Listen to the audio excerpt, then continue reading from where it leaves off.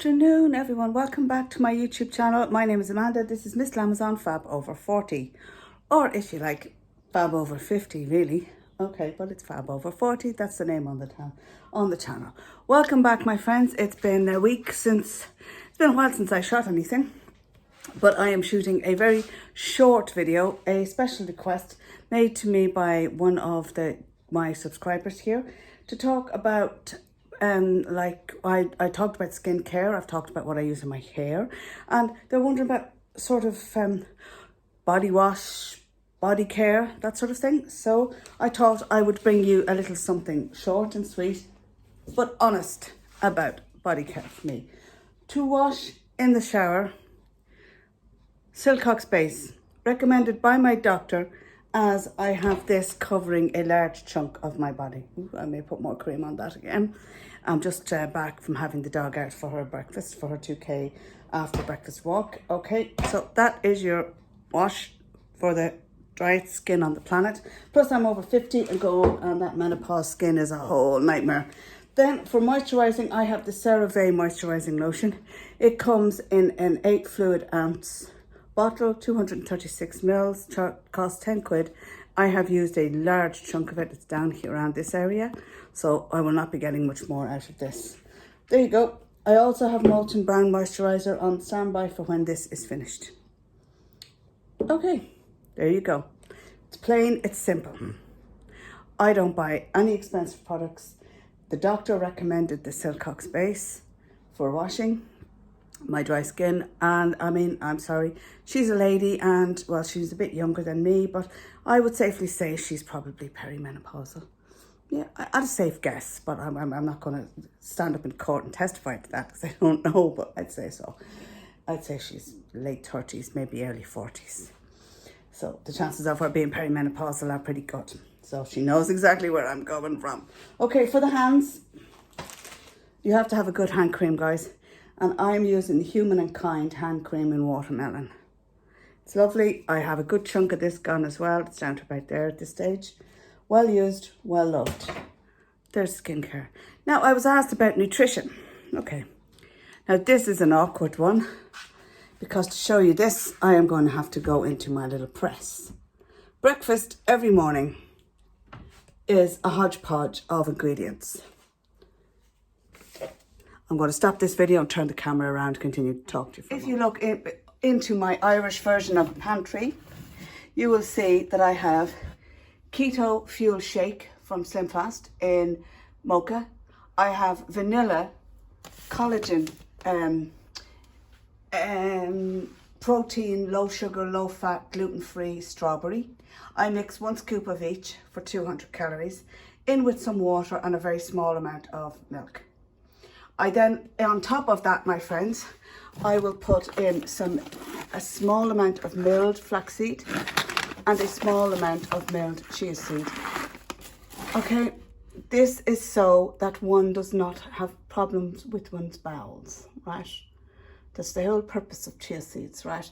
Now, if you look in here as well, you'll notice I have my barista caramelized biscuit. I'm about to make myself a black coffee. I put 1/2 teaspoon of this in.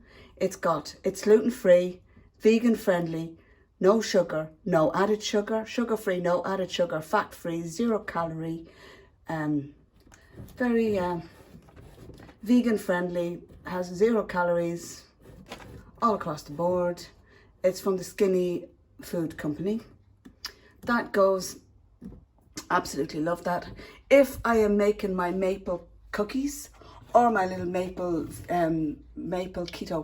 keto mug cake, I have my 0 calorie, gluten-free, fat-free, 0 blah blah, vegan-friendly, sugar-free, blah blah, all that from the Skinny Food Company in maple syrup. I have the full fat maple syrup over there, the Canadian one. If my macros aren't right, I will have some of that. Sometimes in my milkshake, I will place a teaspoon of PB2, which is powdered peanut butter, to add a bit of extra fat. If I am cooking something on my stove, I have my Happy Butter organic ghee. Oh, Ghee, should I rephrase that? Very tasty. I have some eggs in the back. I wouldn't say I have many eggs left. No, I might do something with eggs now in a while. But I might do some boiled eggs. I might do a little boiled egg omelette. And then up above here, I have more peanut butter. I have sugar, and I have some, what are they called? Cappuccinos for guests. I have my Lavazza Intenso milk or coffee, which I'm going to have a cup of now. I also have my Zero, Americano. Not a whole lot left in that. I must get another one of those. I have more milk, chia seeds, more flax seeds, stevia sweetener, which I have put through. Lads, a tip for you. Right, when you get stevia, if you use it to make your cheesecake or something, hold on till I turn the camera around so I can talk to you directly. I quite like making mug cakes, cookies, just stuff that's low carb, low calorie, good for someone who's on a low carb eating lifestyle. But I find if you make your cheesecake with this, you get kind of a grainy taste off it, kind of like as if you used granulated sugar. To resolve this, you take your blender and you empty all your stevia from your 2 boxes into it, and then you blend it, and it puts it into a powder substance. This is half full, so any bacon I use this. Perfect. So that is my little pantry area. Now my other pantry area in here is where I keep my cafe au lait. If I want to make a proper coffee using my machine. And then I have my mixer, I have my coffee cup. And if you come into my refrigerator, since you've asked about nutrition, there's not a whole lot in here at the moment, lads, because it's getting on for shopping day, but I will turn it around. I keep water up top, milk, cheese, butter, a little plastic container full of cold meat. I have more cheese for when I'm making my little keto pancakes for breakfast. I have my condiments in there. Then I have some a small amount of yogurt, which I sometimes will put into one of my smoothies. I have some dark chocolate. I have some meat. I have my dinner meat out for today, which is chops and veg. And then here I'm going to take this out. I have a kiwi, which I'm going to eat now for lunch with a little bit of yogurt. And then if you come down into my refrigerator, my freezer, I've got fruit in the bottom, and I've got loads of egg, slices of quiche, fruit. In there I have meat, more slices of quiche, steak, pulled pork, chops, steak, beef. On top I have here vegetables, parsnips, cauliflower, broccoli, all sorts of other bits and bobs in there. A day in the life of someone like me who's trying to eat low carb. I start off with a slim fast keto milk, a little shake thing. I make that up. I drink that for my breakfast, along with a small amount of a slice of quiche. Usually half. The dog likes my quiche for some reason, so I give her a little bit for her breakfast. It's gluten-free, dairy-free. Doesn't do her any harm. The egg's good for her skin and her coat. She's a good girl. Just out, she had the best poo going. She's the best dog going. And that's pretty much breakfast. Lunch, I'm going to have now a piece of fruit. I have a kiwi left. I have a banana in there somewhere as well for tomorrow if I want to, or not a banana, an apple for tomorrow for lunch. I'll just chop up my kiwi, put it in a small dessert bowl. Here it is. And put some yogurt on top and a little bit of my sugar-free maple syrup. That's my lunch with a tall glass of 0-cal orange, and then water for the rest of the day. And then this evening I'm doing vegetables. I'm doing 2 large chops and just a plate of veggies. And my supper is, as always, a couple of squares of dark chocolate and a nice cup of coffee.